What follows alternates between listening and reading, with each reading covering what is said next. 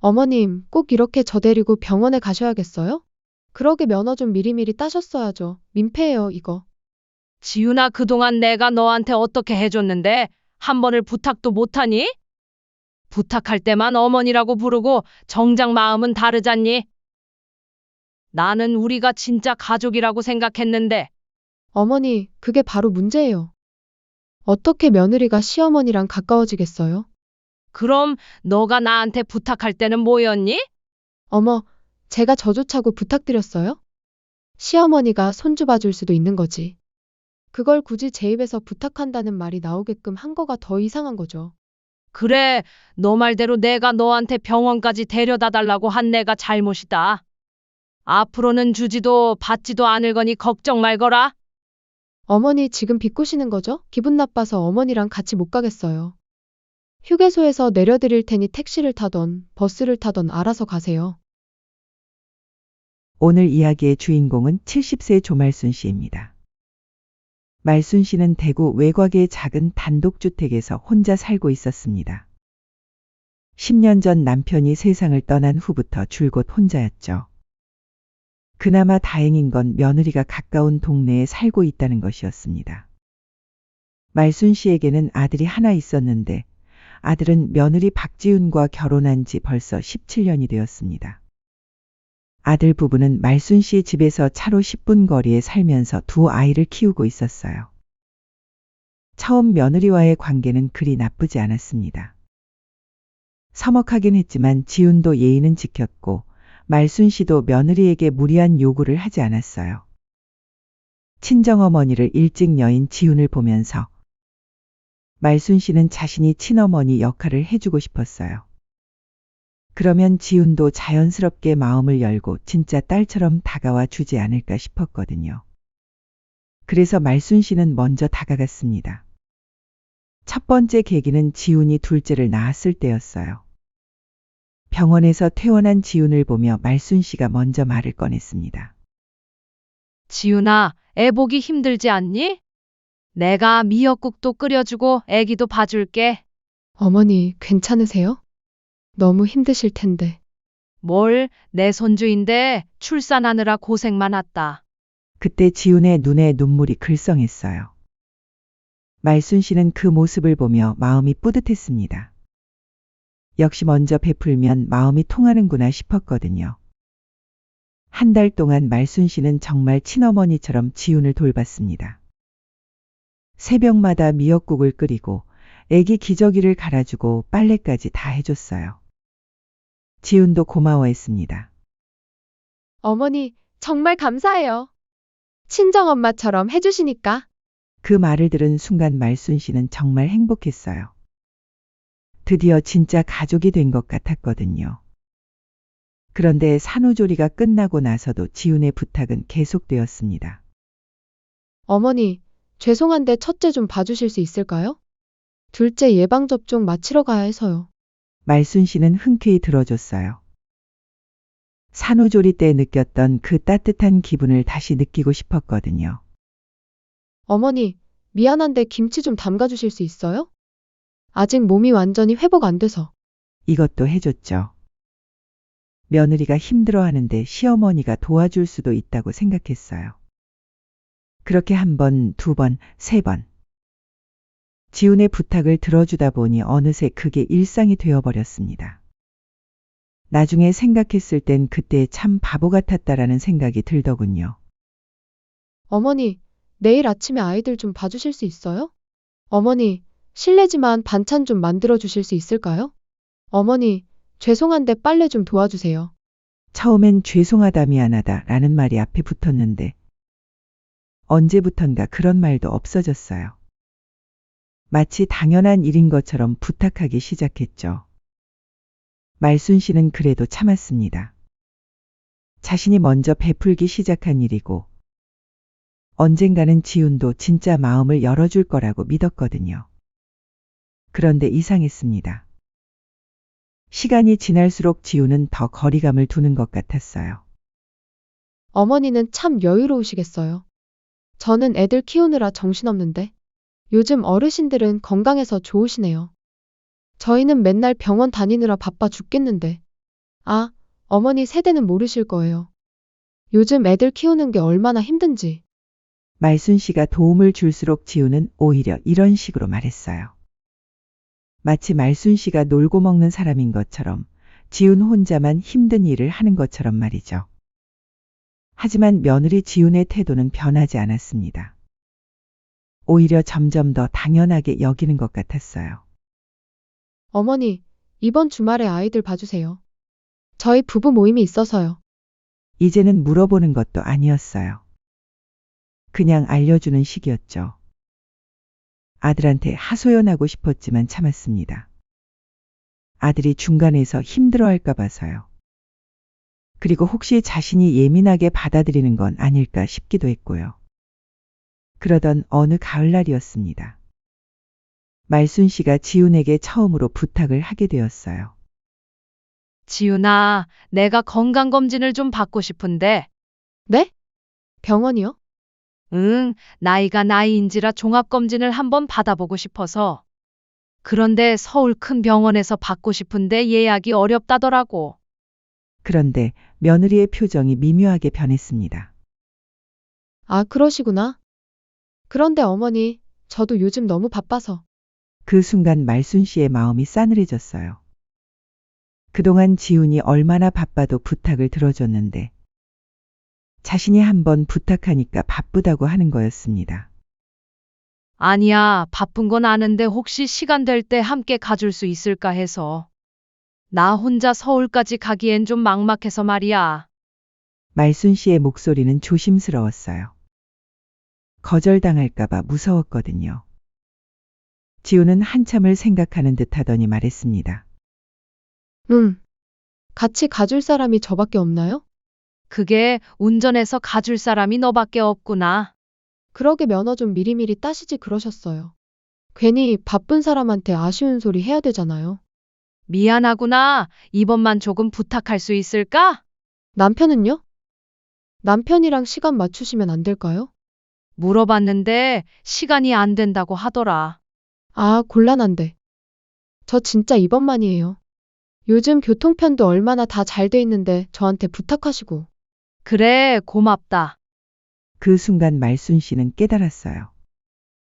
며느리에게 자신은 그냥 도움을 주는 사람이었구나. 가족이 아니라 유용한 사람이었던 거죠. 그날 밤 말순 씨는 침대에 누워 생각했습니다. 자신이 17년 동안 무엇을 한 걸까요? 진짜 가족이 되려고 노력했는데 결국 남남이었던 걸까요? 하지만 곧 그런 생각을 떨쳐냈습니다. 이번만 넘기면 될 거라고, 이번이 마지막 부탁일 거라고 스스로를 달랬어요. 앞으로는 주지도 말고 받지도 말아서 괜한 실망하지 않는 게 좋겠어. 마지막 부탁이다. 말순 씨는 그렇게 속으로 다짐했습니다. 그리고 다음 주 화요일 서울행길에 오를 준비를 시작했죠. 그날이 자신의 인생을 완전히 바꿀 거라는 걸 말순 씨는 전혀 예상하지 못했습니다.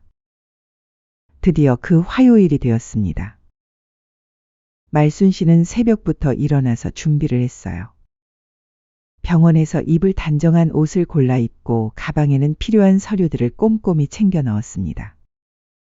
오랜만에 서울에 가는 길이라 설레기도 했죠. 오전 8시 며느리가 차를 가지고 왔습니다. 어머니, 준비 다 되셨어요? 응, 다 됐어. 고맙다, 얼른 가자. 말순 씨는 지훈의 얼굴을 살펴봤어요. 평소보다 표정이 좀 어두워 보였지만 아침이라 그런가 보다 생각했습니다. 차에 타자마자 지훈이 말했어요. 어머니, 다음 주 아이들 일정표 문자로 보냈는데 확인하셨죠? 첫째는 학원 데려다 주시고, 둘째는? 응응, 봤어. 걱정하지 마. 그리고 집 청소는 화요일이랑 수요일에 나눠서 해주세요. 한 번에 하시면 힘드시니까. 고속도로에 진입하자 지훈이 라디오를 켰습니다. 잔잔한 음악이 흘러나왔어요. 말순 씨는 창밖 풍경을 보며 기분 좋게 생각했습니다. 역시 며느리가 함께 와주니까 마음이 든든하네. 그 순간 며느리가 갑자기 라디오를 껐어요. 쓸데없는 부탁도 전부 다 들어드리니까 어머님은 든든하시겠죠? 응? 요즘 병원은 다 인터넷으로 예약하고 알아보는 거예요. 굳이 누가 따라갈 필요가 없거든요. 그래? 네. 그리고 솔직히 말하면 며느리가 시어머니 병원까지 따라다니는 건 요즘 시대에는 좀 과한 것 같아요. 순간 너무 서운했습니다. 자신도 며느리의 부탁을 들어줄 땐 언제고 다 들어줬는데 며느리에게 한번 부탁한 걸로 계속 투덜댔으니까요. 그래, 너한테 괜히 부탁했었나 보다. 내 욕심이었나 봐. 비꼬시는 거 아니죠? 이미 나왔는데 뭘. 그냥 말씀드리는 거예요. 지훈의 말투에는 짜증이 섞여 있었습니다. 말순 씨는 어쩔 줄 몰라 했어요. 그리고 저희 아버지도 이런 부탁 안 하시거든요. 저희 아빠는 병원도 혼자 다니시고 뭐든 다 혼자 알아서 하세요. 자식들한테 패 끼치는 걸 정말 싫어하시거든요. 내가 너한테 패가 되었다는 뜻이니? 아니에요. 패라는 건 아니고요. 그냥 좀 다르다는 거죠. 아니다. 솔직히 패 끼치는 거 맞아요. 어머님은 자식 생각을 하는 부모는 아닌 것 같아요. 며느리는 가는 동안 계속 불만을 이어갔어요. 그리고 아들도 있는데 뭐하러 불편하게 며느리한테 부탁을 하세요? 이건 아들이 해야 할 일이거든요. 그래, 미안하다, 지윤아. 그럼 내가 앞으로는 이런 부탁 안 하마. 어머니, 그리고 한 가지 더 말씀드릴 게 있어요. 지훈이 말순 씨의 말을 자르며 계속했어요. 그리고 어머니, 저도 제 인생이 있거든요. 당연히 그렇지. 저희 친구들은 시어머니랑 이렇게 가깝게 지내지 않아요. 명절 때나 볼까 말까고 평소에는 각자 살거든요. 지훈의 말이 계속 이어졌어요. 솔직히 제가 너무 챙겨드린 것 같아요. 다른 며느리들은 이렇게 안 해주는데. 그래서 너무 선을 넘으시는 것 같아요. 그러니까 제가 쉴 때 서울 데려달란 말 아무렇지 않게 하시는 거겠죠. 아무튼 알아들으셨을 거라 생각해요. 아휴, 아무튼 이번에도 서울까지 모셔다 드리니까 정말 보람차다. 지훈이 비꼬듯이 말했어요. 효부 소리 좀 들어보겠네요. 저도. 말순 씨는 더 이상 참을 수 없었어요. 지윤아, 그럼 너는 나를 언제까지 남처럼 대할 거냐? 네? 그동안 내가 너한테 어떻게 해줬는데 이거 한 번 부탁도 못하니? 말순 씨의 목소리가 떨렸어요.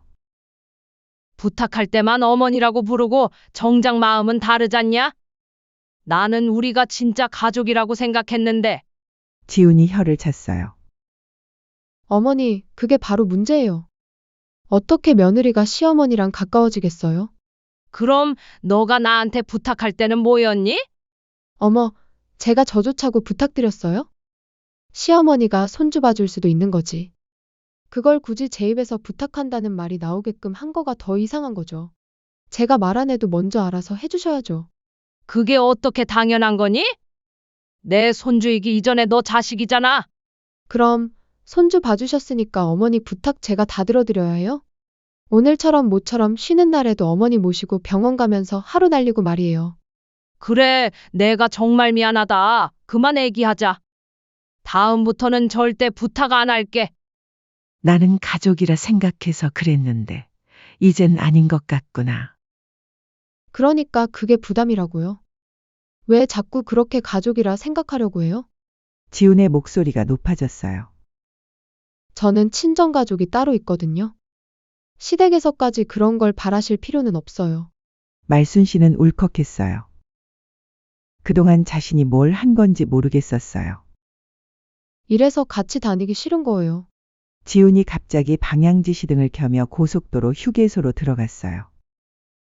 좀 과열된 것 같으니까 저는 좀 쉬고 있을게요. 어머니도 바람 좀 쐬고 오시던가 하세요. 차를 세우자마자 지훈이 그렇게 말했어요. 말순 씨는 어리둥절했지만 차에서 내렸습니다. 그럼 나도 좀 화장실 좀 갔다가. 네, 알아서 하세요. 지훈은 차 안에서 휴대폰을 만지작거리기 시작했어요. 말순 씨는 할 수 없이 휴게소 안으로 들어갔습니다. 화장실에서 거울을 보니 자신의 얼굴이 너무 초라해 보였어요. 눈시울도 빨갛게 되어 있었고요. 내가 뭘 잘못한 걸까? 그동안 정성을 다해 며느리를 대했는데 결국 자신은 부담스러운 존재였던 거였습니다.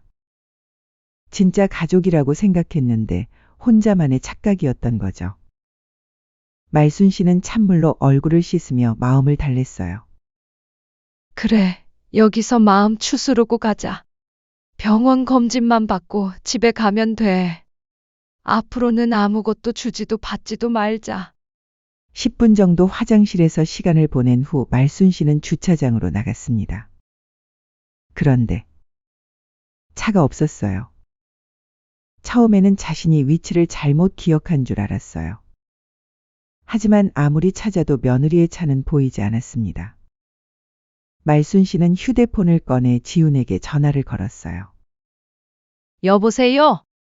지윤아, 차가. 고객님이 전화를 받지 않습니다. 전화가 꺼져 있었어요. 말순 씨는 다시 걸어봤지만 계속 같은 메시지만 나왔습니다. 그제야 현실을 깨달았어요. 버려진 거였습니다. 70세 노인을 고속도로 휴게소에 혼자 두고 간 거였어요. 말순 씨는 주저앉고 싶었지만 사람들의 시선이 있어서 벤치를 찾아 앉았습니다. 손이 떨렸어요. 설마 정말로 나를 두고 간 건 아니겠지? 하지만 30분이 지나고 1시간이 지나도 지우는 나타나지 않았습니다. 휴게소 직원이 다가왔어요. 어르신, 괜찮으세요? 혹시 같이 오신 분이 떠난 건 아니세요? 말순 씨는 대답할 수 없었어요.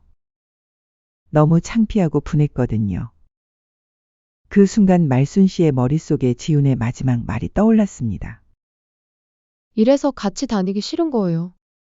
아, 정말로 자신과 함께 있는 게 그렇게 싫었던 거구나. 그래서 아예 버리고 간 거구나. 말순 씨는 눈물이 났지만 꼭 참았어요. 사람들이 보고 있으니까요. 내가 뭘 그렇게 잘못했다고. 17년 동안 정성을 다해 돌본 며느리에게 70세 시어머니가 고속도로 휴게소에 버려진 거였습니다. 말순 씨는 그 순간 깨달았어요. 자신이 얼마나 바보같이 살아왔는지를 말이죠. 말순 씨는 결국 택시를 불러 대구까지 내려왔습니다. 택시비만 25만 원이 나왔어요.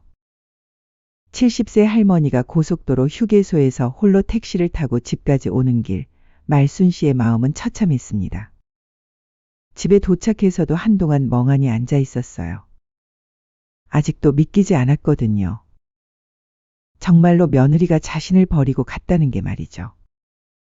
말순 씨는 바로 아들에게 전화를 걸었어요. 여보세요, 아들아. 엄마, 무슨 일 있어요? 안 그래도 방금 지훈이랑 통화하던 참인데. 나 지금 집에 있어. 네? 벌써요? 병원 검진은요? 말순 씨는 다시 자세하게 상황을 설명했어요. 며느리가 고속도로 휴게소에서 자신을 버리고 갔다는 것을. 그런데 아들의 반응은 예상과 달랐어요. 엄마, 그러게 엄마가 지훈이 성격 아시면서 왜 자꾸 그런 말씀을 하셨어요? 뭐? 지훈이가 전화해서 그러던데. 엄마가 차 안에서 자꾸 가족 어쩌고 하면서 부담스럽게 하셨다고. 말순 씨는 귀를 의심했어요. 그래서 지훈이가 화가 나서 그런 거잖아요. 제가 중간에서 얼마나 난처한지 아세요? 화가 나서 그런 거라고? 화가 나면 이렇게 해도 된다는 거니? 지훈이가 심하긴 했지만 엄마도 그러게 왜 걔 성격 알면서 긁으셨어요? 말순 씨는 말문이 막혔어요. 자신의 아들이 70세 어머니를 고속도로에 버린 며느리를 두둔하고 있었습니다. 내 아내가 날 버려놓고 갔는데도 그렇게 말할 거야? 엄마 버렸다는 표현은 좀. 저도 지금 일 중인데 둘 사이의 일 때문에 정신이 없어요. 알았어. 이제 알겠어. 엄마, 너무 화만 내지 마시고. 엄마가 어른이니까 눈 딱 감고 그냥 지훈이한테 미안하다고 해주세요. 이롭다. 내가 왜 미안하다고 사과해야 하니? 지금 내가 사과를 받아도 풀릴까 말까인데. 엄마가 먼저 사과하시면 지훈이도 마음 풀 거예요. 이대로 안 보고 사실 것도 아니잖아요. 말순 씨는 전화를 끊었어요. 더 이상 들을 말이 없었거든요. 그 순간 말순 씨는 결심했습니다. 이제 정말로 모든 걸 정리할 때가 됐다고. 다음 날 아침, 말순 씨는 평소보다 일찍 일어나 은행에 갔습니다. 어르신, 이 적금 통장들을 모두 해지하시겠다고요? 네, 급한 일이 생겨서요. 그동안 아들 부부를 위해 따로 모아둔 적금을 해지했습니다. 아들 부부가 집을 살 때 보태주려고 모은 적금이 5천만 원. 손주들 교육비로 주려고 모은 적금이 3천만 원. 총 8천만 원을 아들 부부 몰래 차곡차곡 모아뒀었죠. 이 적금들은 언제 만드신 거예요? 17년 전부터요. 매달 빼먹지 않고 넣었어요. 은행 직원도 감탄했어요. 17년 동안 한 번도 빠뜨리지 않고 매월 적금을 넣은 거였거든요. 말순 씨는 그 돈을 모두 해지해서 자신 명의의 새로운 통장으로 옮겼습니다. 그 다음은 부동산 중개소였어요. 제 집에 살고 있는 사람들을 내보내고 싶어서요. 사실 아들 부부가 살고 있는 집은 말순 씨 소유였어요. 아들이 결혼할 때 사준 집이었는데 명의는 말순 씨 이름 그대로 두고 그냥 살게 해준 거였죠. 집 주인이시니까 당연히 가능하죠. 임대차 계약서가 있나요? 계약서는 따로 없어요. 그냥 가족이니까 살게 해준 거거든요. 아, 그럼 더 간단하네요. 집 비워달라고 통지하시면 됩니다. 그리고 집도 매물로 좀 내놓아 주세요. 말순 씨는 즉시 서류를 작성했어요. 아들 부부에게 한 달 안에 집을 비워달라는 통지서였죠. 그리고 말순 씨는 변호사 사무실로 향했습니다. 유언 상속장을 새로 쓰고 싶어서 왔습니다. 변조사는 말순 씨에게 여러 가지를 물어봤어요. 가족관계, 재산 현황, 유산 분배 의향 등등. 그럼 아들분께 모든 재산을 상속하시겠다는 건가요? 아니요. 말순 씨는 단호하게 말했어요. 제가 죽으면 재산은 모두 사회에 환원하겠습니다. 그리고 혹시 나중에 아들이나 며느리가 부양 의무를 주장하며 소송을 걸어도 절대 법적 책임을 지지 않겠다는 내용도 넣어주세요. 변호사가 놀란 표정을 지었어요. 어르신, 그렇게 하시면 가족들과 관계가 괜찮습니다. 이미 관계는 끝났어요. 일주일 후 집 비워달라는 통지서가 아들 부부에게 전달되었습니다. 그리고 예상대로 아들에게서 급하게 전화가 왔습니다.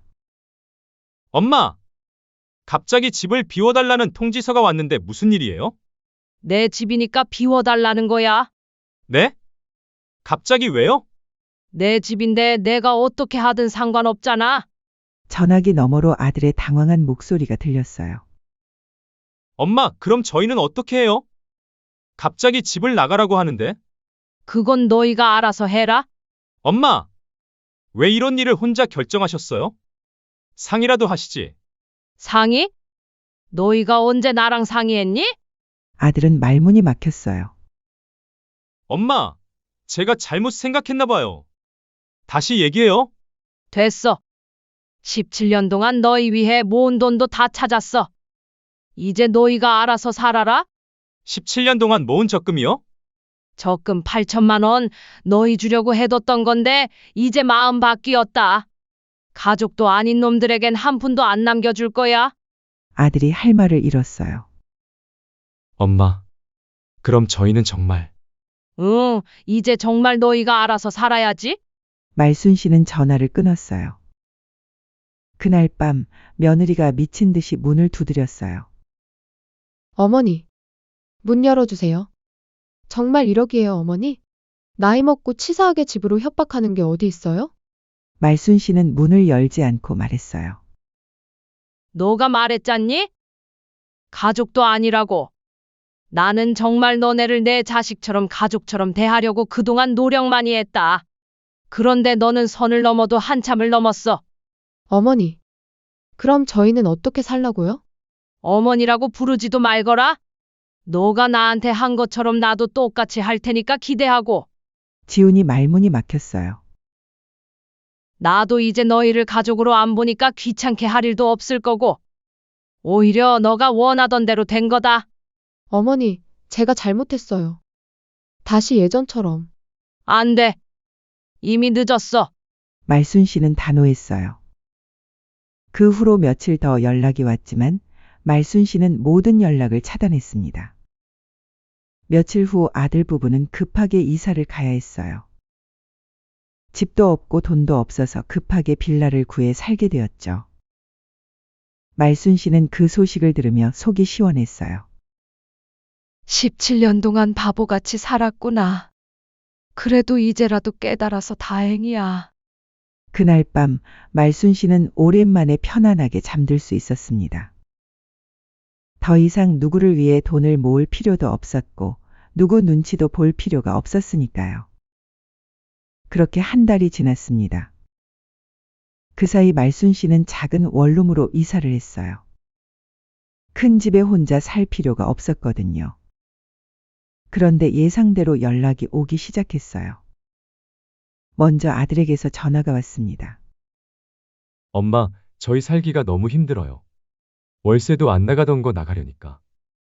아시잖아요. 저희 형편 지금 돈 모아야 하는 시기인데. 말순 씨는 웃었어요. 너희가 알아서 해결할 일이지 맡겨놓은 것처럼 말하는구나. 엄마, 정말 조금만 도와주세요. 전세 보증금만이라도. 없다. 엄마, 그 돈 다 어디 갔어요? 내가 쓰고 있어. 맛있는 것도 사 먹고 좋은 옷도 사 입고. 사실이었어요. 말순 씨는 평생 처음으로 자신만을 위해 돈을 쓰고 있었거든요. 엄마, 나한테 그러지 말고 내 아내한테 말하거라. 말순 씨는 전화를 끊었어요. 며칠 후에는 지훈이 직접 찾아왔어요. 말순 씨의 새 주소를 어떻게 알았는지 모르겠지만요. 어머니, 제발 한 번만 문 열어주세요. 말순 씨는 문을 열지 않고 대답했어요. 어떻게 알고 찾아왔니? 할 말 있으면 거기서 해. 어머니, 제가 정말 잘못했어요. 진심으로 사과드릴게요. 이제 와서 사과는 무슨? 어느 정도 선안에서 잘못을 했을 때 용서도 되는 거지. 휴게소에 그대로 버리고 간 며느리를 어떤 사람이 용서할 수 있겠니? 어머니, 정말 그때는 머리가 돌아서. 봐라, 이번에도 필요할 때만 찾아오잖니? 너네들 집이 없어지고 힘들어지니까 날 찾는 거고. 지훈이 더욱 크게 울었지만 말순 씨는 전혀 동정심이 들지 않았어요. 어머니, 정말 마지막으로 한 번만 기회를 주세요. 아니다, 기회고 자시고 서로 받지도 말고 주지도 말자. 어머니, 됐어. 이제 그만 가라. 지훈은 한참을 더 울다가 결국 돌아갔어요. 그 후로도 몇 번 더 연락이 왔지만 말순 씨는 모든 연락을 차단했습니다. 몇 달 후 말순 씨는 우연히 소식을 들었어요. 아들 부부는 결국 지훈이의 친정에서 살고 있다는 거였어요. 바깥 사돈 눈치를 보며 살고 있다더군요. 자업자득이지. 말순 씨는 그렇게 중얼거리며 웃었어요. 어느 날 말순 씨는 시내에 나갔다가 우연히 지훈을 만났어요. 지훈은 많이 초라해져 있었어요. 예전의 당당한 모습은 온데간데 없고 지친 표정으로 장을 보고 있었죠. 지훈도 말순 씨를 봤어요. 그리고 다가와서 말했어요. 어머니, 하지만 말순 씨는 지훈을 외면하고 그냥 지나갔어요. 더 이상 할 말이 없었거든요. 그날 저녁 말순 씨는 혼자 치킨을 시켜 먹으며 맥주 한 캔을 마셨어요. 드라마도 보고 좋아하는 음악도 들었죠. 참 편하네. 오랜만에 처음으로 누구 눈치도 보지 않고 누구를 위해 뭔가 할 필요도 없는 저녁이었어요. 말순 씨는 그때 깨달았어요. 진짜 가족은 억지로 만드는 게 아니라는 걸. 그리고 자신을 소중히 여기지 않는 사람을 위해 희생할 필요도 없다는 걸. 며칠 후 말순 씨는 작은 찻집에서 친구를 만났어요. 말순아, 요즘 얼굴이 많이 밝아졌네. 그래? 응, 뭔가 짐을 덜어낸 것 같아. 말순 씨는 미소를 지었어요. 맞아. 그동안 짊어지고 있던 짐을 내려놨거든. 무슨 짐? 가족이라는 이름의 짐이었어. 친구가 궁금해했지만 말순 씨는 자세히 얘기하지 않았어요. 그냥 웃기만 했죠. 그리고 말순 씨는 조용히 덧붙였어요. 그날 그 휴게소에서 나는 비로소 나 자신을 되찾았어. 창밖으로는 따뜻한 봄볕이 들어오고 있었어요. 말순 씨의 새로운 인생에도 따뜻한 봄이 찾아온 것 같았습니다. 그리고 지금도 말순 씨는 자유롭고 행복하게 살고 있어요. 더 이상 누구의 부탁도 들어주지 않으면서 말이죠. 때로는 아들과 며느리가 어떻게 살고 있는지 궁금할 때도 있지만 그래도 후회하지 않아요. 왜냐하면 말순 씨는 마침내 깨달았거든요. 진정한 가족은 서로를 이용하는 관계가 아니라 서로를 존중하고 아끼는 관계라는 걸. 그리고 그런 관계가 아니라면 차라리 혼자 사는 게 훨씬 행복하다는 걸. 말순 씨의 이야기는 여기서 끝이지만 사실 이것은 끝이 아니라 새로운 시작이었습니다. 70세에 찾은 진짜 자유 그리고 진짜 행복의 시작이었으니까요.